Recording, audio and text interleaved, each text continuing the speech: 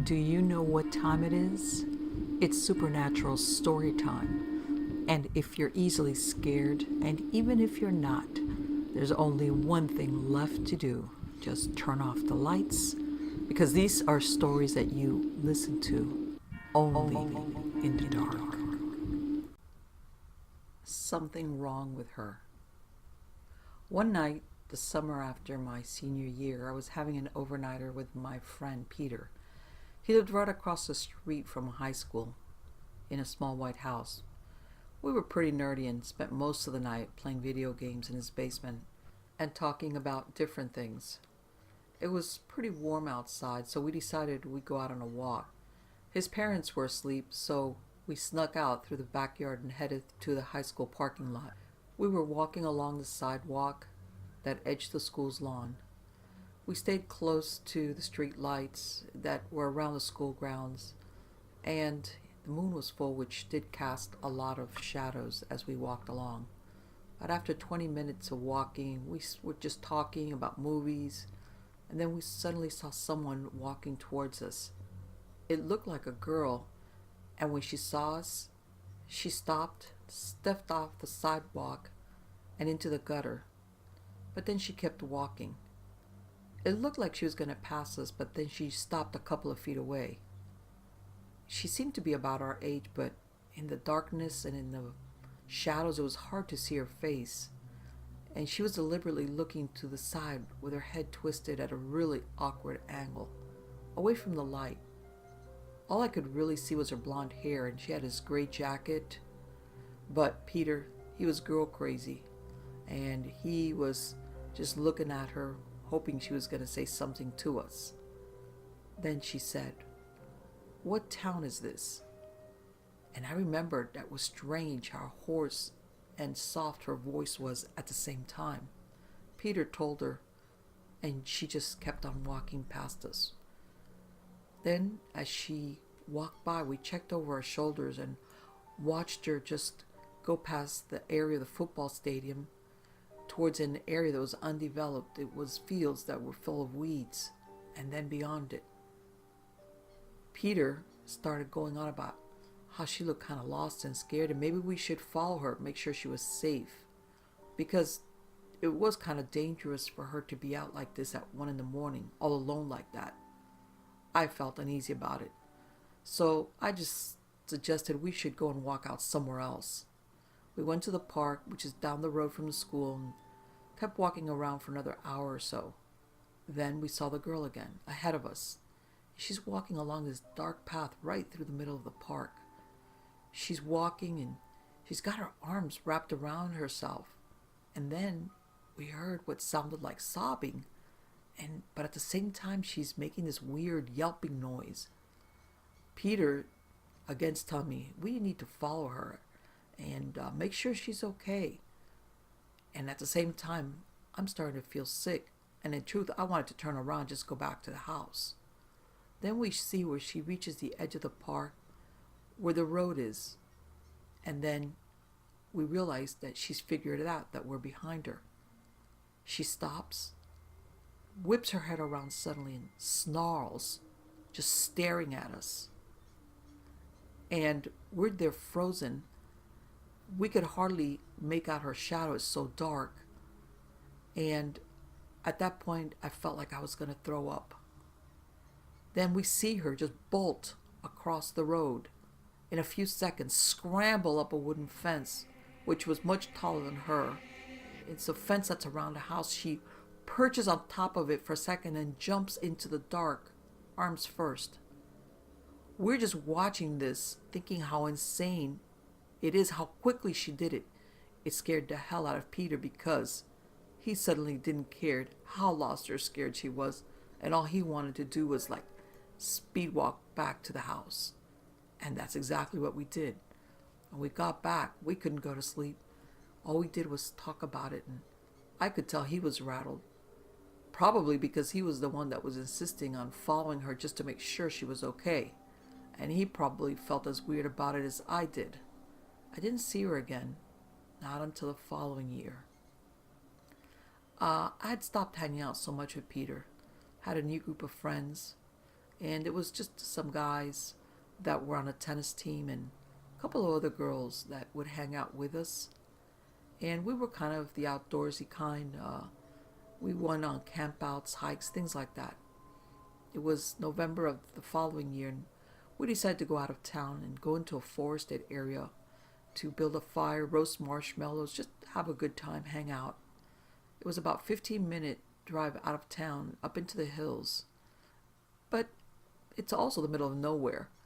We stopped at a popular build-a-fire and hangout spot. It's an old homestead that's been abandoned for years.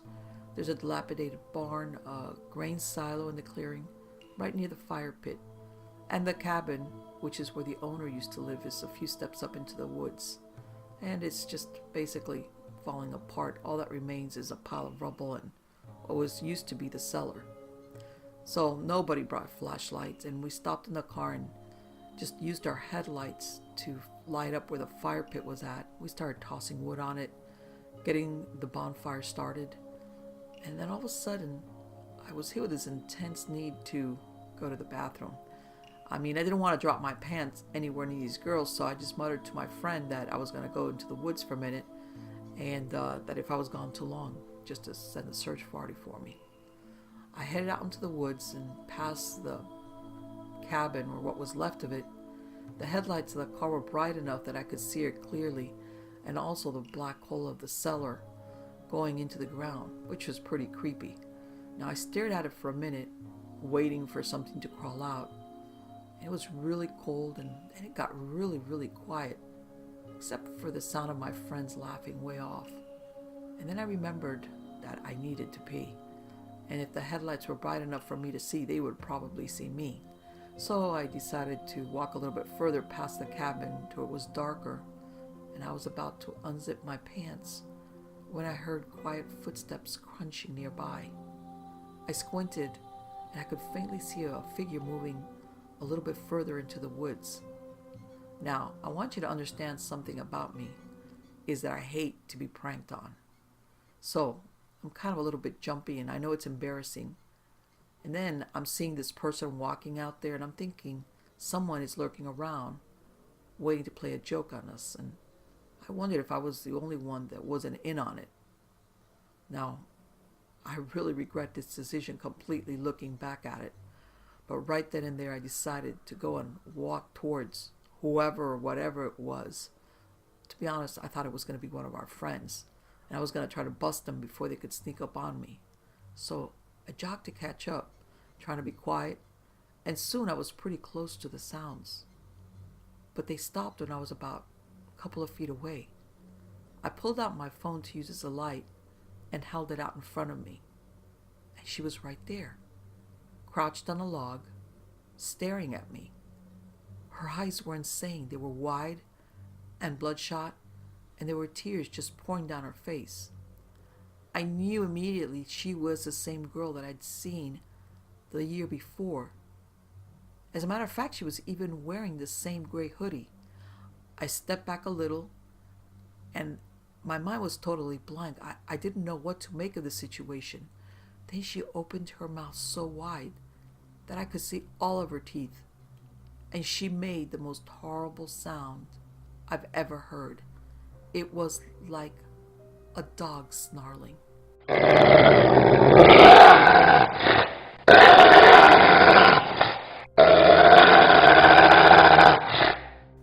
And what was the worst is that at the same time it sounded also like a person howling in agony.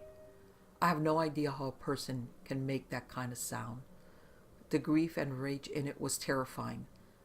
The whole image is imprinted in my mind. Her nose wrinkled and her lips peeled back, and her eyes were darting around and crying, and she's making that guttural scream that made me freeze in horror. I honestly ran out of the woods, and I couldn't describe how disturbing it was to see her and to hear her. It was not human. She was not human. I tried to yell to my friends, but it came out like this dry shudder. I could hardly speak. The girl sobbed and clapped her hands over her mouth like she was fighting herself, shaking her head back and forth like no. She took off through the trees, tearing at the sticks that grabbed at her clothes, and I couldn't have caught up to her even if I wanted to. And I didn't want to. Fight or flight totally neutralized my need to pee, and I booked it back to the fire pit. I wasn't even looking where my feet were, and I almost ate the ground several times. Two of my friends were running into the woods towards me. They'd heard something out there and wanted to make sure I wasn't getting mauled by a wild animal. We made it back to the fire, and I tried to tell everyone what had happened. I was shaking and could hardly speak from the cold and the terror. I felt tears in my eyes while I tried to talk about it. The girls were terrified, and they wanted to leave right away. One of the guys didn't believe me at all, but the others wanted to go on a witch hunt and find the girl out there in the woods. I said I didn't want any part of it, and I walked to the car and sat in it with the door shut. They milled around the fire for a little while, trying to have some fun, but in truth, the night was pretty much gone after that, and eventually they doused the fire and came to the car, and we left. As we drove away, I thought about that girl alone in the woods. She was suffering somewhere out there in the dark, but I knew somehow that there was nothing I could do to help her. I don't believe in the supernatural, but it was like seeing someone turning into a werewolf and being totally unable to do anything for them, just knowing you needed to get out of there. I think the worst part came after the shock wore off, when I realized that I knew who she was. I'd seen her before at my school. I think she was even my age and graduated maybe a year earlier. Afterwards, I tried to reason myself out of the terror that I had felt. I thought, could it have been a mask? But I don't think so. I don't know what lies underneath that or what monster lives inside her. I wish I had the courage to ask. At the same time, I don't want to bring it up. I don't want the night to have been real because there was something terrible and wrong happening there. I don't know why, but I feel guilty for having seen it. I hope she's free from whatever caused her to be like that. I hope someday I meet her again and she's normal and happy, and that image will replace all that has haunted me after I saw her in the woods. Because honestly, when I'm lying in bed at night, sometimes my mind just replays those cries over and over in my head. And if she's not human, I really don't ever want to cross paths with her again. Biking in the dark. I'm a grad student. I live in California. I take my bike to and from the campus. I spend a lot of late nights working there, and as a result, I'm used to biking home in the dark. Where I live at is pretty safe, so I don't worry about the ride home in the dark, even if it's as late as midnight. I pass a couple of people, and most of the time, I'm just listening to music. Now, the first time I noticed these sounds was on the way back home. It was earlier this fall. I usually hear all sorts of critters as, I'm biking through the path. But at night it's all rabbits and maybe an occasional house cat, and they run away from the speeding humans on the path. But when I heard this noise, I knew it wasn't a rabbit or a cat. I couldn't tell exactly how big it was, but I became aware of a periodic noise coming from the underbrush to my left. I looked over, but I couldn't see anything without the light. But then the sound continued very rhythmically. It was like a crunch of brush and twigs every 5 seconds. And then I thought, okay, this has got to be something with a wheel, and that's why the sound is so regular. It sounds so regular because it's echoing back at me. I take one look at the wheels, and half a second before I realize how stupid my idea is.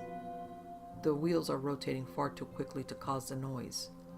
So I figure out, no, it's not the wheels of my bike. But before I figure this out, I reach a fork in the path. One turns away from the brush, and then the sound stops. I guess that proves it wasn't from the wheel. Now the next day, I'm biking along onto campus, and whatever the noise was, I don't hear it again. But I still knew it wasn't my wheels. Now, it was early enough in that fall that the workload wasn't really that heavy. Thanks in part, though, because I was procrastinating, I didn't stay until after dark for another couple of weeks.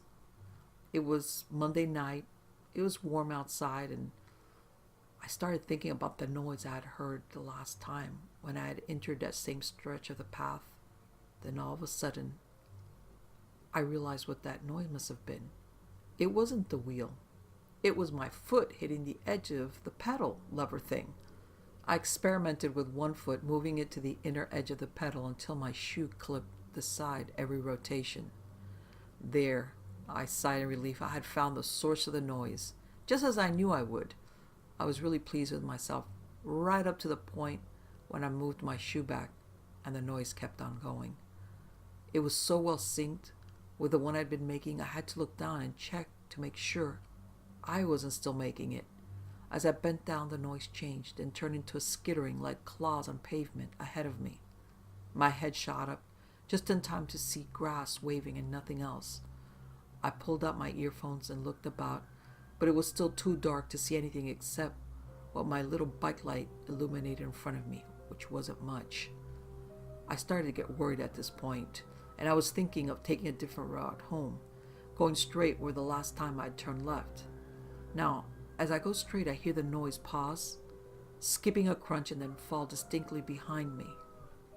By this time, I was pretty freaked out, enough that I biked past my house, looped around using the roads instead of the paths, and just returned home, wanting to make sure that I wasn't being followed.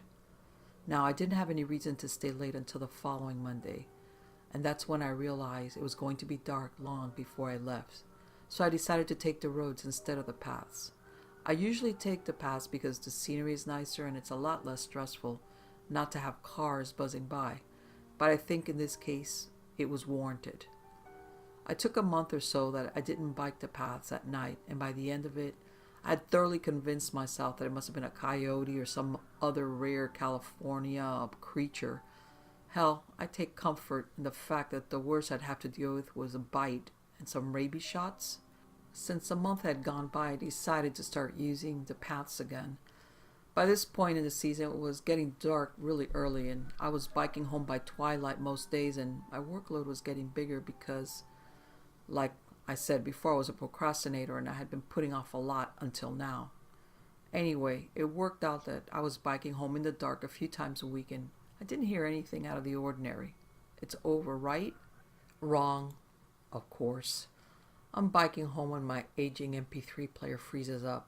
I reset it and it slowly restarts, and then I hear the noise again. It's a lot fainter than it was before, but it's definitely there, and it's definitely following me. Now I decide I need to bike as fast as I can, but there's no change in how far away the thing is. It's keeping up with me. I tried swerving a bit so my light shines to the side, but the light's attached to my bike, and the problem with having a light attached to your bike is you move in the direction the light points. I didn't want to bike into the bushes, and I sure didn't want to bike towards the noise. I can't see. Well, as you can tell, I made it through that ride alive. But now I had gone from being rattled to being truly scared. And I'm not an idiot, so I decide that I cannot use that path again. But since I'm an idiot, it takes me 2 weeks to realize that I could have detached my bike light and pointed it where I wanted. Now, I replaced the battery so the light was rather bright, but again, not thinking too straight, I decided to use the bike paths again, and this time shine some light on whatever it was that was following me. That night, I was back on the paths, and I realized when I'm there that this was a terrible idea.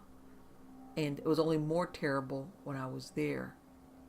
And I realized that to turn around and shine the light, I would have to really slow down a lot. I removed my headphones that kept going. Sure enough, the noise was there. It was moving in a strange way, and it took me a second to realize. I put one earphone back in just to verify. This thing was moving along with the music. I don't mean dancing, I mean the sound of paws or whatever it was hitting the ground at the exact same time as the beats in my headphones. It's far away and faint enough that I wouldn't even notice if I hadn't been listening for it. Wait, scratch that. It's not far away. It's near, but very quiet. How has this thing gotten so quiet? I grabbed my bike light and shined it towards the thing, It must have seen me moving the light because all I see are a few shaking branches about 30 feet away. I pointed the light away and I hear the thing moving towards me again. Now I point the light back as quickly as I can and well, I get some impressions, but they were very brief. I'm just not really sure about it. Suddenly, the thing's pace changes. I nearly crashed the bike swerving to the opposite side of the path, but I recognized the pace again. The songs changed, and this thing changed its pace with a song. I started skipping songs, and it doesn't miss a beat. Whatever this thing is, it's keeping up far better than it should. Now, I know two things. One, it's got really fantastic hearing, or two, it's smart enough to realize of all the sounds in the night, it should hide its movement in the music I was listening to. I was approaching my turn and there's no way I'm letting it follow me, so I shined the light toward it again and then keep the light where it would have to pass to follow me on the turn. There are closed fences on each side, so it has either to go through the light or give up the chase. I guess it must really not like light, because I made it home alive. The next day, in the lovely light of the morning, I stopped my bike along where I had heard it the night before. I'm sure I should be safe, but that doesn't stop me from feeling like I was being watched the whole time. I looked off the side of the path and I see a semi-worn path through the grass. It doesn't look very old and it makes me think about how much quieter this thing has gotten. Had it worn a path following me, following others? Had this path been there before? I knew one thing, I was done with this route. It was nothing but the road for me now, and if I had to get hit by a car, I would thank the driver. Now, taking the road turned out to be an excellent plan in that I didn't get killed by a mysterious forest creature, but I kept finding myself almost taking the path out of sheer habit. Well, the last week of classes was there and I got swamped with projects and somehow I didn't get done until the last minute. I was falling asleep on my feet and one night before I realized it, I was back on the path. I immediately shut my music off and listened as closely as I could. I didn't hear the thing. Maybe my trick with the light the last time had led it to look for easier prey. I got through its usual stretch just fine. I made my last turn where I had lost it the last time, and then I knew without knowing how I knew it was waiting for me. The turn was dark and it was waiting for me. It knew where I had lost it last time, went ahead, and it was waiting for me. I slowed down. I didn't know what to do. I sure couldn't turn back. But if I biked past it, I'd have my back towards it anyway as soon as I'd gone by. I was way too sleep-fogged for life or death decisions. I heard something behind me and saw a light headed toward me. It was another biker, going my way. I slowed even more, letting them pass, and then followed practically on their ass. I probably scared them senseless, but I really was more concerned with living at that point. Then I passed by a dark stretch of trees. I felt its eyes on me. I knew it was there, and it had no place to run. I picked up my light, unsure if I really wanted to look. Then I did. Again, I was very sleep-deprived that night, so I'm not sure I can trust my eyes. But if I saw anything, I saw a shadow. It was either the shadow of an enormous beast waiting in the trees or something man-sized which had moved closer. The thing is, I didn't see anything that wasn't a shadow. So I must have been hallucinating to see a shadow but not the thing that cast it, right? I mean, it's impossible to absorb the light but not be seen, right? I take comfort in that. I must have been seeing, I don't know, a hallucination. Not to mention the way the shadow raced across the trees as I biked by, as if the thing casting it weren't in the trees but only a dozen feet away. And it looked like the biker ahead of me flinched, as if seeing the same thing. No, I was thinking, you're exhausted. You can't trust your senses. I was soaked in sweat by the time I got home. But I did get home. I slept in and didn't leave my bed until my final project was done. I had to visit campus a couple more times for exams, but it was all during the daylight. Now it's over, and I'm sure not ever going on that trail again. Only thing I'm worried about now, it's that it's left its usual stretch to find that place in the trees. How far is it willing to go? I've still got to make it through winter classes and that seasonal dark time. I guess I shouldn't be too worried, though. After all, you really can't trust your senses so late at night, right? The creeper. I've always lived in a little town on Rhode Island, and I've had a best friend. Her name is Anna. We've been good friends for about 10 years. Now, I'll need to tell you something. It's about where Anna lives. She lives on a small back road where you would have to step on the road and walk a little while to see her closest neighbor. All the while, this area is thickly wooded on either side of the road. Right near her house is a swamp, and during the summer, all you hear is the peeper toads just never shut up. Well, it started out just like any other time. Anna and I are hanging out. Her parents aren't home often, so like the lazy teenagers we were, we ordered our usual delivery order to her house, which was a medium-sized pizza, fries, and mozzarella sticks. As we're eating, we're watching a movie, and by the time it was done, it was already 10 at night. We were trying to decide what was the next movie we were going to watch when all of a sudden we heard it. It was Anna's creepy neighbor that was leaf blowing his lawn. Now, you have to understand why we call him the creeper. First of all, neither of us had ever seen him come out during the day, but we knew about him because Anna's mother had told us who he was. Every day at 4 p.m. exactly, no more, no less, all the shades were closed in his house, but we never see anyone shut them. Also, his lawn is perfect. By perfect, I mean like there isn't even a single leaf. But how is that possible? We live in the woods with trees everywhere. Lastly, he always does his yard work at night. Anna has never seen him out in the daytime during the 16 years that she's lived at her house. So as bored teenagers, our curiosity got the better of us, and we decided that since there were two of us, we would be safe, right? Boy, were we wrong. That night, it was a full moon, so we decided that the best plan of action was to sneak through her woods and loop around.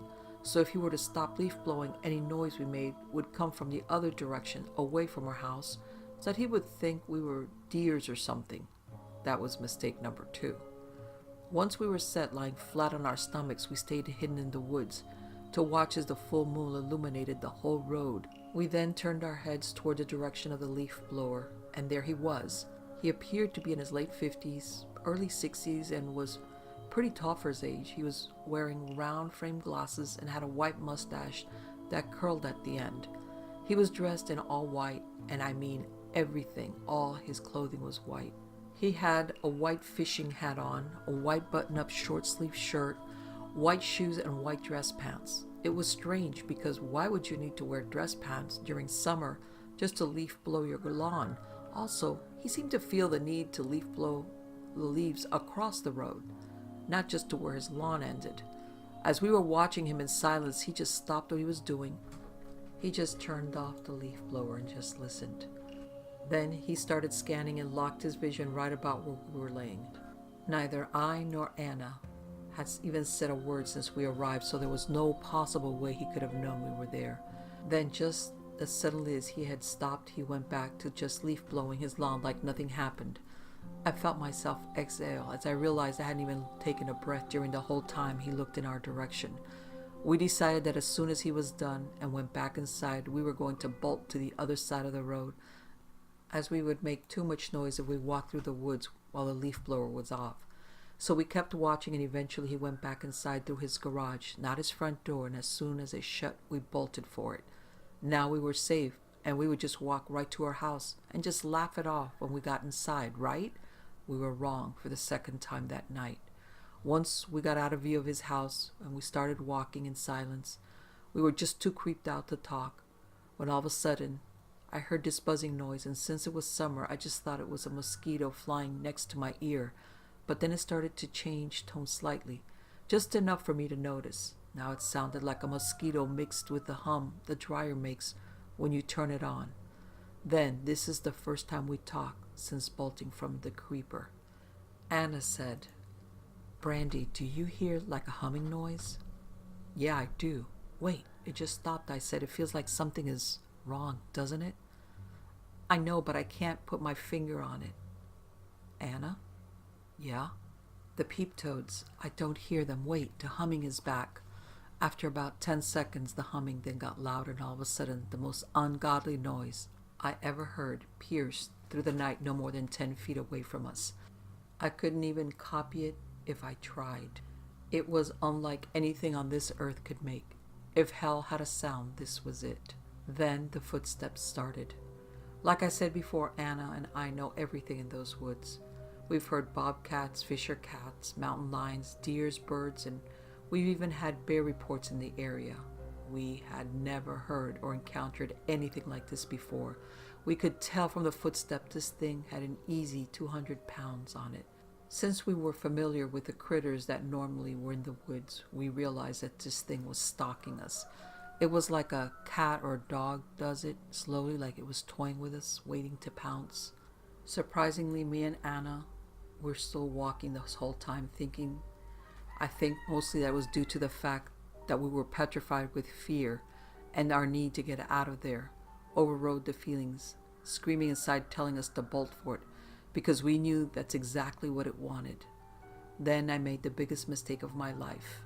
Anna was closest to the thing, so I took a risk. I decided that since I was furthest away and Anna's sturdy frame could block mine, I looked at it. It was terrifying.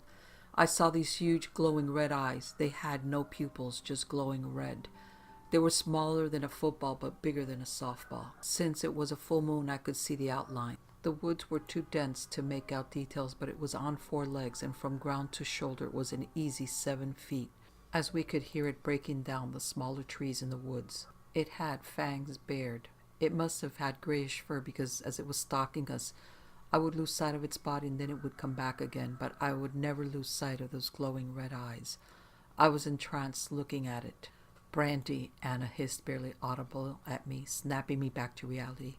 We're a few steps from my driveway. As soon as we hit the end, we bolt for it. Both of us knew that if it chose to come after us, we were dead. We both knew it, and as cliche as it sounds, if we were going to die, we were going to die trying to live. And that's exactly what we did. We bolted into our house, and the whole way down, we heard the ungodly, hellish sound. Again. For some reason, it never left the woods on the other side of the road, even though you would think it would, if it wanted to eat us.